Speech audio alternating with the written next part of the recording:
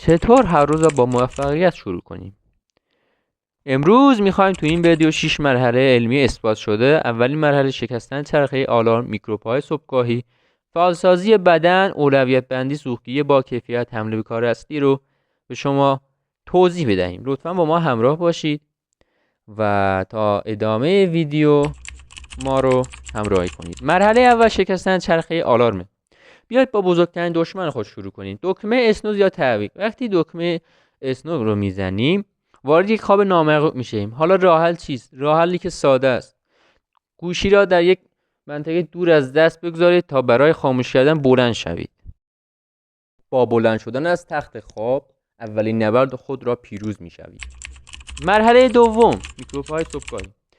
میکروب‌های صبحگاهی بدن ما پس از 7 ساعت خواب تشنه است. قبل از هر چیزی یک لیوان آب با دمای ولرم بنوشید.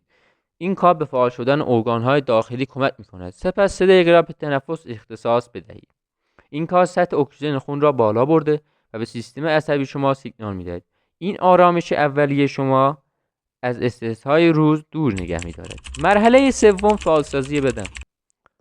ذهن و بدن به هم چسبیدن. همه ما اگر بدنمان آماده نباشد نمی‌توانیم ذهن آماده برای کار داشته باشیم.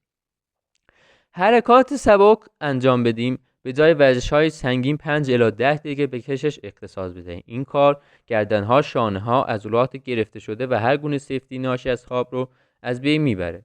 اگر ممکنه چند لحظه در معرض نور خورشید قرار بگیرید. این کار به تنظیم ساعت بیولوژیک بدن و ترشح بهتر هورمون‌های انرژیزا کمک شایانی میکنه. میریم به سراغ مرحله چهارم، اولویت بندی. این مرحله کنترل کاملا دست شماست. شما نباید به جای نگاه کردن به انبوه نیازها 3 هدف برای خود انتخاب کنید که اگر این 3 کار را انجام بدهید روز شما عالی خواهد بود. آنها را بنویسید. سپس شکرگزاری و تصور از اینکه آن کارهای سخت را با موفقیت انجام داده اید. این کار پیش زمینه ذهنی مثبتی ایجاد می کند و انگیزه شما را برای رسیدن به آن هدف تضمین می کند.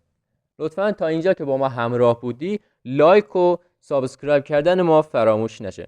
میریم به سراغ مرحله پنجم، سوختی با کیفیت. صبحانه شما بنزین موتور مغزتان است. از گندهای ساده و نان صیفی که باعث اوج و سقوط سریع گند خون میشوند خودداری کنید و به دنبال ترکیبی متعادل از پروتئین مثل تخم مرغ، ماست یونانی، آووکادو، جو و دوسر باشید. این ترکیب انرژیزا پایدار را برای ساعت‌ها فراهم می‌کند. به سراغ مرحله پایانی و ششم ما، حمله به کار اصلی. حالا که بدن، ذهن و برنامه شما آمده است، نوبت به اجرای برنامه است.